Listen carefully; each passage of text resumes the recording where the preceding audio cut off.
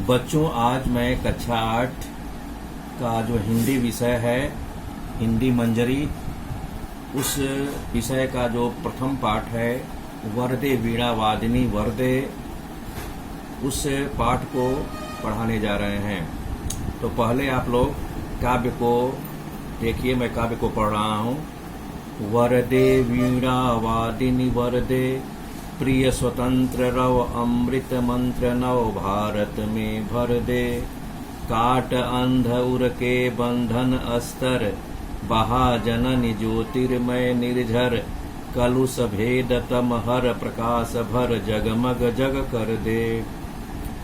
अब मैं इस काव्य के अंतर्गत आए हुए कुछ कठिन शब्द हैं, उनको जो है उनका शब्दार्थ बताएंगे।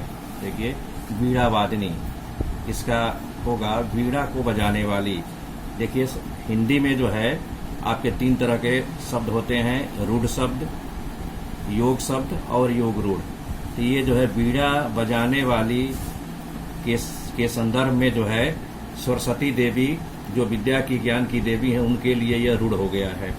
तो वीणा वादिनी का मतलब माँ सरस्वती देवी, ज्ञान की देवी। रव मने आवाज, नव मने नई, काट मने काटना या समाप्त करना, अंध मने अंधकार, अज्ञानता के संदर्भ में है। उर मने हृदय, बंधन मने बाधा। जननी, माँ जो धरती माँ है, धरती माँ के संदर्भ में कहा गया है जननी। ज्योतिर्मय निर्झर, प्रकाशवान झरना, अर्थात निरंतर ज्ञान रूपी प्रकाश को फैलाने वाले झरने के समान। इसमें रूपक अलंकार है। कलुष, काला हो, दाग से युक्त, भेदभाव से युक्त, ठीक है, जो पाप के अर्थ में प्रयुक्त होता है। तमहर, ठीक है, अज्ञानता को समाप्त कर दो, इसमें भी रूपक अलंकार है। ठीक है, प्रकाश भर, अज्ञानता की जगह प्रकाश रूपी ज्ञान को भर दें। जगमग जग, ठीक है, संसार में सभी लोगों की अज्ञानता मिट जाए तथा उसके बदले में लोग ज्ञान से युक्त अर्थात ज्ञानी हो जाएं। अब व्याख्या इसकी देखिए। प्रस्तुत काव्य छायावादी कवि महाप्राण निराला के द्वारा लिखी गई कविता है, जिनका पूरा नाम पंडित सूर्यकांत त्रिपाठी निराला है। इनकी महाप्राण उपाधि है।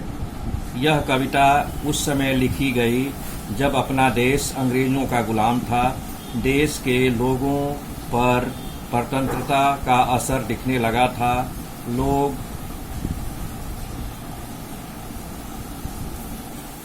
विचार के स्तर पर कुंठित हो गए थे। उस स्थिति में महाप्राण निराला प्रतीक के रूप में ज्ञान की देवी माँ सरस्वती से न केवल भारत बल्कि उस धरती के सभी लोगों में ऐसा वरदान मांगते हैं जो सभी लोगों में दिल से स्वतंत्रता की उठने लगे। वीणा वादिनी माँ सरस्वती से भारत के सभी लोगों के लिए नवीन सोच रूपी अमरता प्रदान करने वाला मंत्र लोगों के चित्त में संचरण करने लगे, जिससे भारत के सभी लोग स्वतंत्रता की आवाज को बुलंद करने लगे। आगे कवि निराला यह बताते हैं कि भारत के सभी लोगों के दिल में अज्ञानता रूपी बाधा जकड़ी हुई है। आपके ज्ञान के आधार पर अपने हृदय से निकाल दें, अपने ज्ञान के आधार पर अपने हृदय से निकाल दें। इस प्रकार धरती माँ पर ज्ञान रूपी झरने के जल से सर्वत्र ज्ञान रूपी झरने से निरंतर जल प्रवाहमय होता रहे, अर्थात झरने के शुद्ध जल के समान सभी ज्ञानमान तथा कल्याणकारी सोच वाले बने। आगे कवि निराला बताते हैं कि माँ सरस्वती ज्ञान रूपी वीणा के द्वारा एक मनुष्य से दूसरे मनुष्य के बीच जो पाप रूपी भेदभाव है, वह एक तरह से अज्ञानता के रूप में है, उसे समाप्त करके संसार के सभी लोगों में प्रकाश रूपी ज्ञान भर दो। हे माँ सरस्वती, जिससे पूरा संसार ज्ञान के प्रकाश से प्रकाशित हो जाए। अब इस व्याख्या के बाद मैं टिप्पणी, इस काव्य से संबंधित जो विशेष है टिप्पणी, उसको बताऊंगा। देखिए, जितने भी छायावादी कवि हुए हैं, जैसा कि मैं बता दूं, महादेवी वर्मा है, छायावादी की कवयित्री हैं। उसके बाद आपका ये कहते हैं सुमित्रानंद पंत हैं। इसके बाद जयशंकर प्रसाद हैं, और चौथे जो है सूर्यकांत त्रिपाठी निराला, जिनकी महाप्राण उपाधि है। इन सभी चारों जो है छायावाद के कवियों में से ये ऐसे कवि हैं जो संस्कृत के तत्सम शब्दों से युक्त काव्य लिखे हैं। तो वरदे वीणावादिनी में भी संस्कृत निष्ठ तत्सम शब्दों की बहुलता है। ठीक है, उसी को मैं बता रहा हूँ। देखिए, इस काव्य में संस्कृत के तत्सम शब्दों से युक्त यह कविता है, और इसमें अनुप्रास और रूपक अलंकार बड़े ही मतलब सहज ढंग से प्रयुक्त हुआ है। ठीक है, जैसे वरदे वीणावादिनी, ठीक है, वह वर्ण कई बार आया है तो अनुप्रास हो गया, अनुप्रास अलंकार हो गया है।